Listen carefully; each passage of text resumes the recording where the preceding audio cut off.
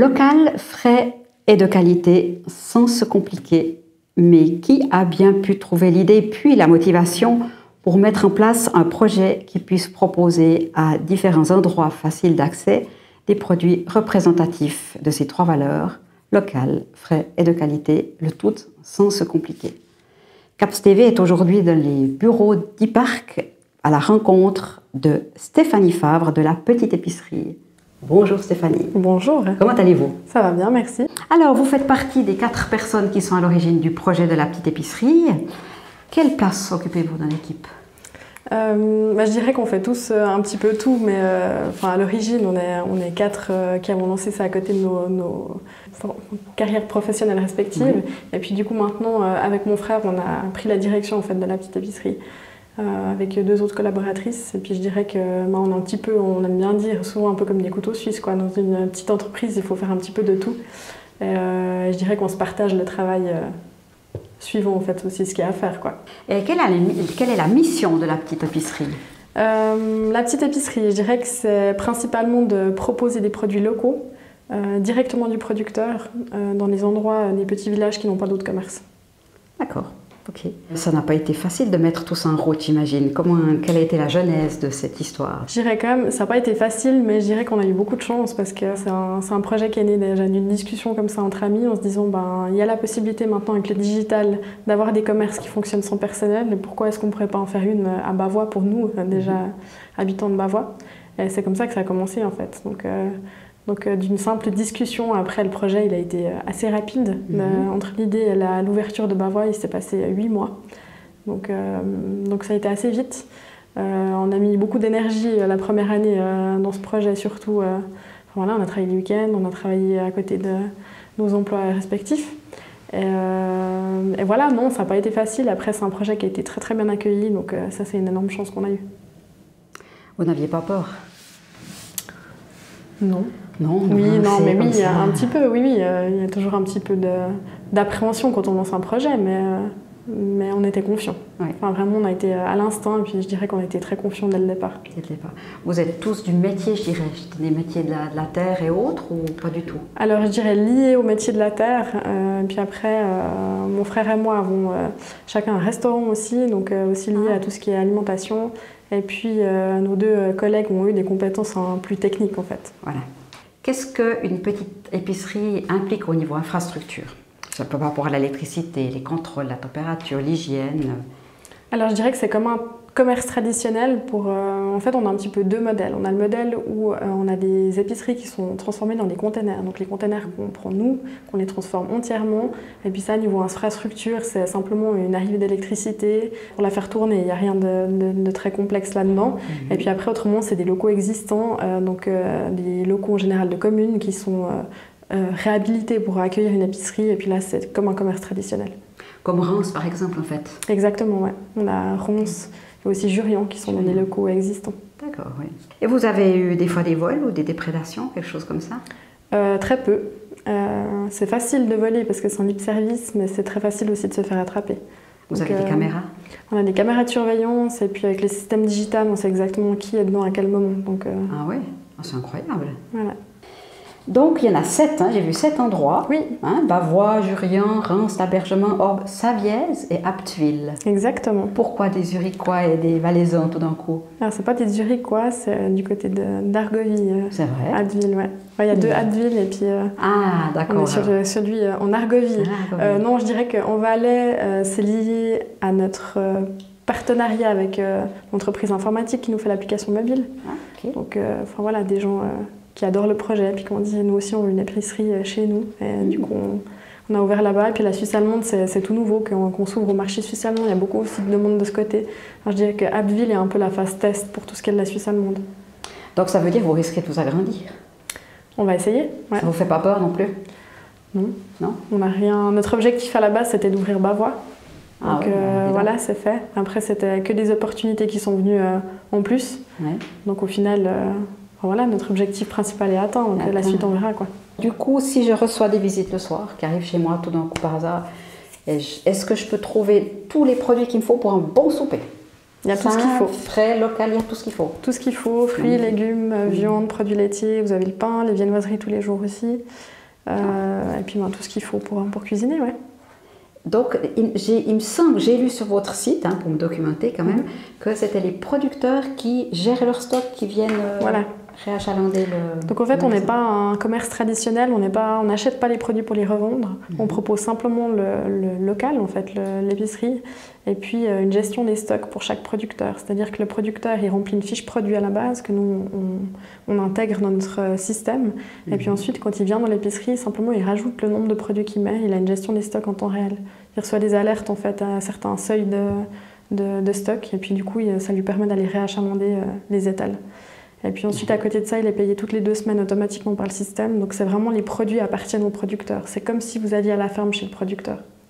C'est incroyable. Vous aviez pensé à tout ça comme ça dans votre discussion première? Non, pas dans la discussion première. C'est des choses qui sont venues par après. Et puis vraiment, je pense que c'est quelque chose qui démarque aujourd'hui la petite épicerie. On a environ 35 producteurs par point de vente. C'est incroyable. Et puis, si quelqu'un a envie d'avoir une petite épicerie près de chez lui, comment est-ce qu'il fait? Vous nous contactez. Ouais. Avec plaisir qu'on regarde.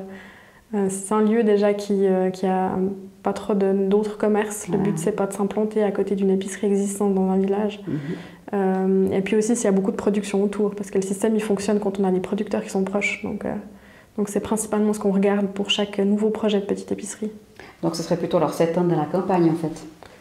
Dans la campagne, après, voilà, pour tout ce qui est ville ou, je veux dire, périphérie urbaine, on regarde aussi pour d'autres projets, pour d'autres manières de faire, mais disons que pour l'instant, c'est vrai que c'est plutôt les villages de campagne qui sont propices en fait à accueillir les petites épiceries.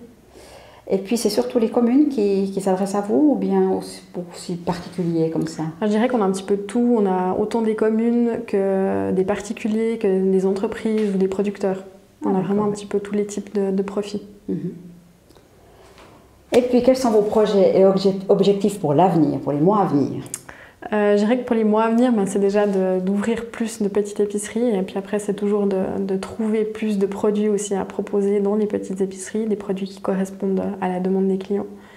Et voilà, un peu de faire parler de nous et de voir où ça peut nous mener pour la suite, quoi. Merci beaucoup, Stéphanie, nous avoir accueillis. Merci à vous. Ça fait plaisir, ça donne d'autant plus envie de continuer d'aller dans ces petites épiceries. On va continuer la suite du tournage.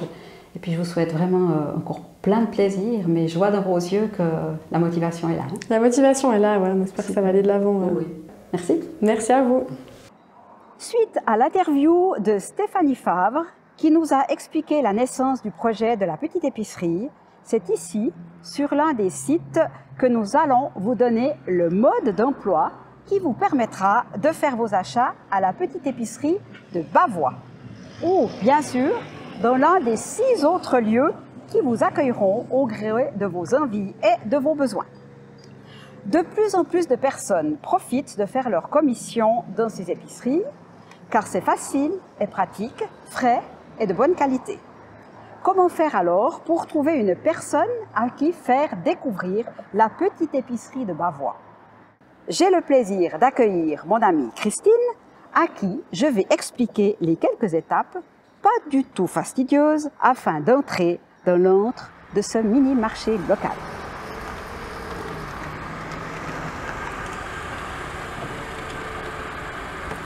Et coucou!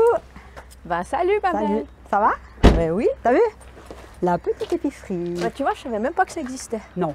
Non, du tout. Horaire 24/24, 7 jours sur 7. Que du bonheur. On y va? On va découvrir. Ok, alors je vais te montrer. Est-ce que tu as pris ton attel? Oui, il est dans mon sac. D'accord. Mais tu sais que je suis un peu réfractaire à ce style de choses. En attel?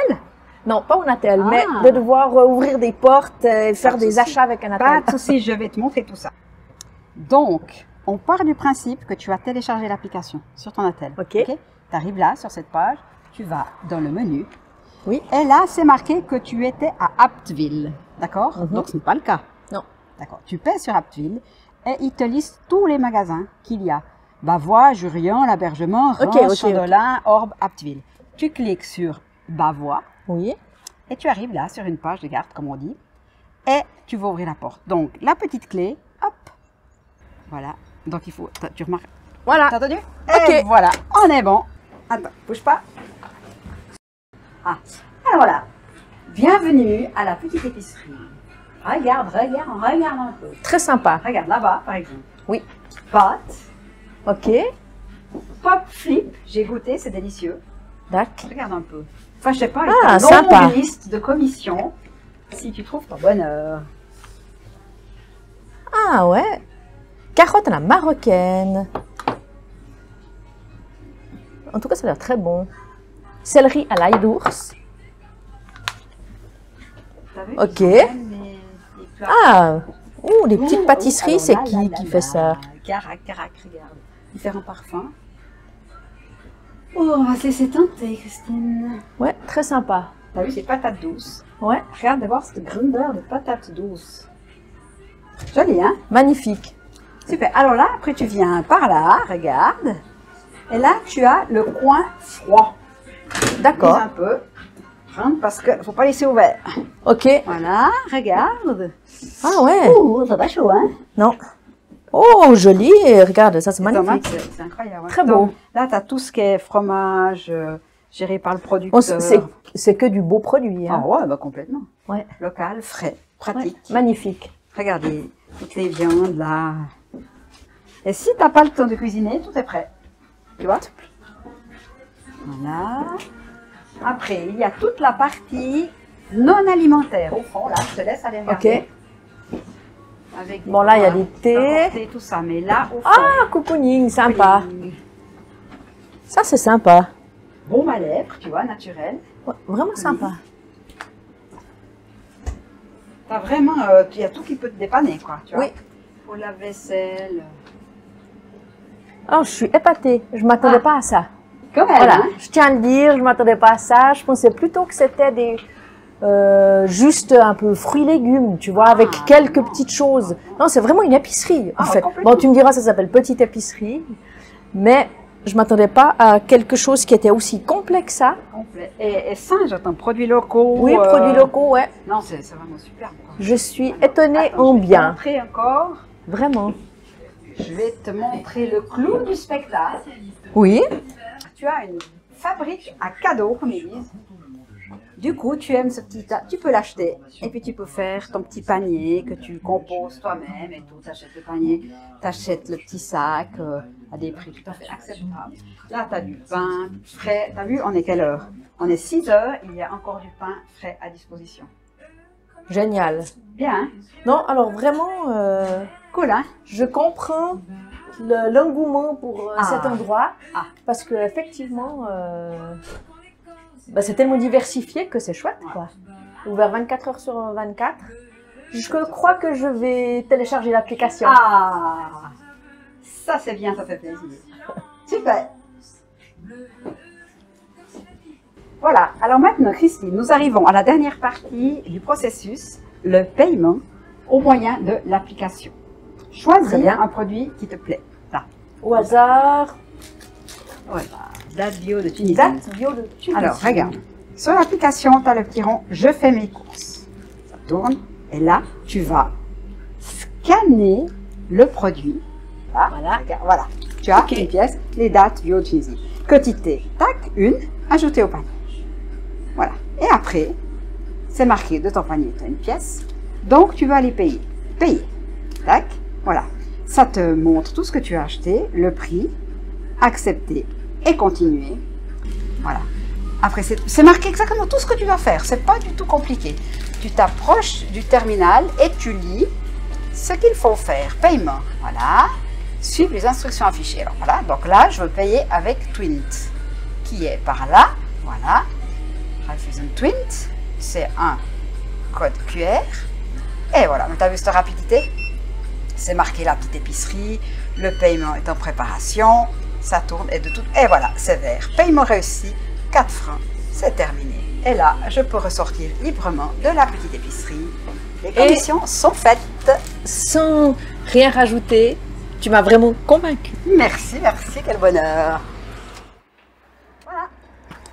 Alors maintenant, tu sais tout ou presque tout. Attends, il y a une chose que j'ai oublié de te dire. Oui.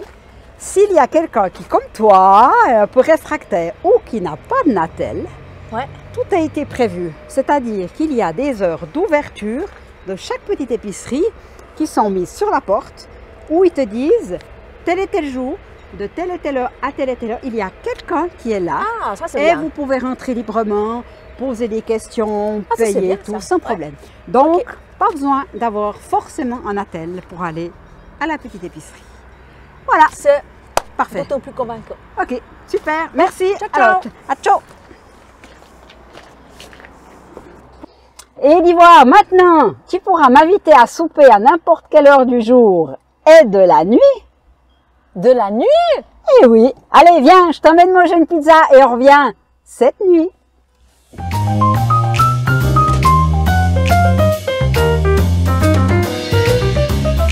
Après notre visite à la petite épicerie de Bavois, nous avons la chance ce soir de nous trouver à l'Abergement où nous allons découvrir leur petite épicerie et faire la connaissance du syndic de l'Abergement.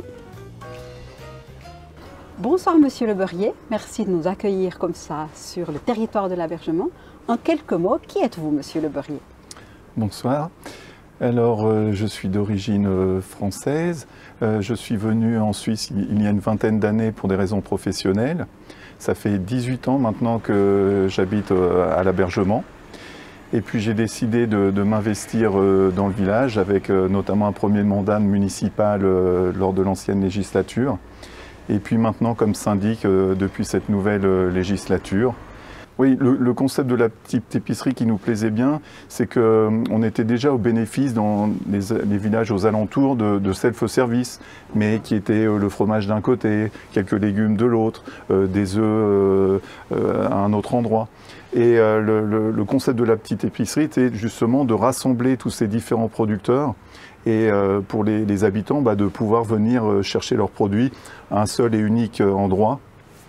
Et en plus de pouvoir compléter ces produits de producteurs par des produits d'épicerie traditionnels, comme le sel, le poivre, le riz, les pâtes, etc. Ce qui fait qu'on rendait un service complet pour les habitants de la commune. Et les alentours. En fait, et les alentours, exactement. Tout à fait, ouais. Pourquoi la petite épicerie est placée là plutôt qu'ailleurs? Alors, premièrement, c'était une raison pour le respect du plan d'urbanisme, puisqu'on ne peut pas poser une petite épicerie n'importe où sur le territoire de la commune. Ici, c'était l'opportunité d'avoir un territoire dit d'utilité publique. Donc ça allait très bien avec le fait d'avoir cette petite épicerie à cet endroit-là. Et puis la grande salle est au bénéfice d'un grand parking et un petit peu excentré de la commune, donc ce qui permet d'avoir les allées et venues des voitures sans avoir de nuisance au sein du village. Et puis le second point, c'est que les heures d'ouverture où il y a une présence d'une personne sont liées aux horaires d'ouverture de la déchetterie qu'on a justement à côté de la grande salle. Donc ceci permettait justement pour les gens qui veulent venir quand il y a une présence physique de quelqu'un qui va pouvoir aussi accepter des paiements en cash que l'on ne peut pas faire autrement, de lier ça avec les ouvertures de la déchetterie. La personne qui vient, quand c'est ouvert, c'est quelqu'un de la commune ou... Oui, c'est quelqu'un de la commune donc, qui est embauché à 20%. Donc elle vient sur des horaires fixes le mercredi et le samedi matin pendant les horaires de la déchetterie. Et puis sinon assez régulièrement pour faire le ravitaillement des différents produits dits secs, puisqu'on a les produits d'un côté des fournisseurs qui viennent eux-mêmes faire l'alimentation, et puis tout ce qui est complément des produits secs dits d'épicerie classique, c'est la société Cadar qui nous livre, et ensuite c'est notre employé communal qui s'assure de l'achalandage dans la petite épicerie. Ah oui, donc c'est vraiment très très organisé. C'est vous qui avez pensé à tout ça, ou bien c'est les gens de la petite épicerie qui ont mis ça en route? Alors on a été au bénéfice de l'organisation des gens de la petite épicerie, puisqu'effectivement le fait d'avoir ce lien avec Cadar, notamment pour les produits secs, d'avoir un certain nombre de producteurs locaux. En fait, il y a toute une liste d'acteurs qui ont été proposés par la petite épicerie. Et puis ensuite, par rapport aux producteurs locaux, on vient aussi avec nos propres fournisseurs. On va privilégier des fromagers plutôt des communes aux alentours que d'aller chercher peut-être quelque chose un peu plus loin. Mais effectivement, dès le démarrage, il y avait quand même une liste de producteurs qui était proposée par la petite épicerie et qui nous a aidés à mettre ça en place sans partir de la page blanche. Ok, d'accord. Et puis on parlait là, avant qu'on commence le tournage, du look de votre petite épicerie. Elle est sympa et est-ce qu'il y a une histoire? Oui, tout à fait. C'est vrai que bon, le fait d'amener un container, même s'il était repeint, etc., ça avait un côté quand même un petit peu industriel dans un village au pied du Jura où voilà, ça détonnait un petit peu. Et puis en fait, on a la chance d'avoir une scierie et un charpentier dans le village. Et donc l'idée était de mettre un revêtement en bois naturel qui finalement masque un petit peu le côté industriel du container et qui s'accorde plus avec le village au pied du Jura, au pied des arbres, etc. Ouais. J'ai entendu parler d'un problème avec une petite souris, c'est vrai? Oui, tout à fait. Alors on a eu, ça nous a posé pas mal de problèmes pendant plusieurs jours. Alors écoutez, je vous propose, on rentre et on va voir ce qu'elle a fait cette petite souris, si vous êtes d'accord. Magnifique. Alors effectivement, c'est à cet endroit-là que ça se passe. Le responsable de la petite épicerie a eu la surprise un matin de découvrir que les jus de pommes, en fait, un jus de pomme était ouvert, ça fuyait. Il a d'abord cru que c'était un problème de fabrication d'emballage du jus de pomme. Et puis en fait, par la suite, il a découvert des petites crottes de souris. Et c'est là qu'il a fait le lien entre le jus de pomme et les crottes de souris. Et donc ça a été toute une chasse pour trouver cette souris qui a pris plusieurs jours. Et d'ailleurs elle s'est attaquée par la suite à la farine, elle a attaqué aussi quelques pâtes. Et donc je crois après 2 semaines de bataille, en démontant tout le bas des étagères puisqu'elle se cachait dessous pour être tranquille et inaccessible par nous. Donc on a réussi enfin à trouver cette souris et à la mettre à l'extérieur. Et puis on a trouvé par où elle était passée puisqu'en fait on a la climatisation en haut où il y a forcément un échange entre l'extérieur et l'intérieur. Et puis c'était colmaté avec une mousse polyuréthane et les souris se réjouissent de ces mousses. Donc depuis on a mis une plaque métallique à l'extérieur qui empêche que les rongeurs puissent rentrer à l'intérieur. C'est vrai que c'est des choses qu'on ne pose pas. Ah non, tout à fait. Pour une souris, c'est merveilleux. Ah bah là, elle avait tout pour vivre. Oui, alors absolument. Avec la température idéale et à boire et à manger. Ah, super. En me promenant à l'intérieur du magasin, j'ai remarqué quelque chose et vous allez pouvoir m'éclairer. Prenons cet exemple, les chips bio. Je vous le laisse. Et je remarque que quasi à côté, je retrouve des chips de grande surface. Pourquoi? Alors c'était une volonté de notre part de à la fois pouvoir valoriser des produits d'exception régionaux avec ces chips qui sont d'ailleurs très bonnes, mais vous voyez qui ont quand même un prix un peu plus important que ce qu'on peut trouver en grande distribution. Et donc pour nous c'était important que les gens puissent avoir le choix entre un produit local de qualité, peut-être avec un coût un peu plus important, mais pouvoir aussi également acheter un produit plus classique qu'on pourrait retrouver dans la grande distribution à un coût équivalent à ce qu'on pourrait trouver à la Migros, à la Coop ou chez Denner. Ce qui montre en fait la personne qui vient là, elle peut acheter plusieurs produits à des prix normaux et se faire plaisir avec d'autres produits un tout petit peu plus chers, d'une qualité vraiment locale justement, sans forcément devoir avoir un ticket énorme à la fin de ses commissions. Exactement, c'était important pour nous, aussi pour la viabilité de la petite épicerie, puisque voilà, même si les gens de plus en plus favorisent les produits régionaux, malgré tout, le fait de constituer un panier complet que de produits régionaux, des produits peut-être un petit peu plus chers, ce qui n'est pas toujours le cas. Sur la partie par exemple légumes, on a des prix qui vont être équivalents, voire inférieurs à la grande distribution, puisqu'on est en direct avec les producteurs. Sur d'autres produits, on a aussi beaucoup de confiseries comme les mendiants, etc. Donc là, ce sont des produits de qualité qui sont artisanaux, etc. Donc forcément, c'est un coût qui est plus important. Et puis on va retrouver des paquets de gâteaux au chocolat, par exemple, qui sont très classiques, qu'on va retrouver dans la grande distribution. Donc on a vraiment on a voulu élargir le panel pour les consommateurs. C'est bien, écoutez, alors on arrive plus ou moins au bout de notre interview. Est-ce que la commune est contente de cet investissement, cet engagement? Oui, la commune est contente, et que ce soit les habitants, que ce soit dans les villages aux alentours, puisque beaucoup de personnes viennent à la petite épicerie, même en dehors de la commune, hein, ce n'est pas uniquement nos habitants qui en profitent, et les retours sont positifs.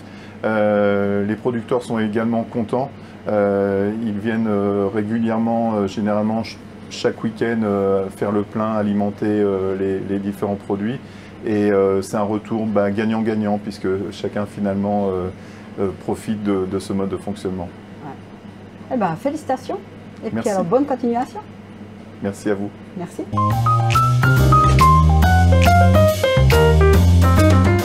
Alors voilà, ma chère Christine, nous sommes de retour sur le parking de la petite épicerie de Bavois.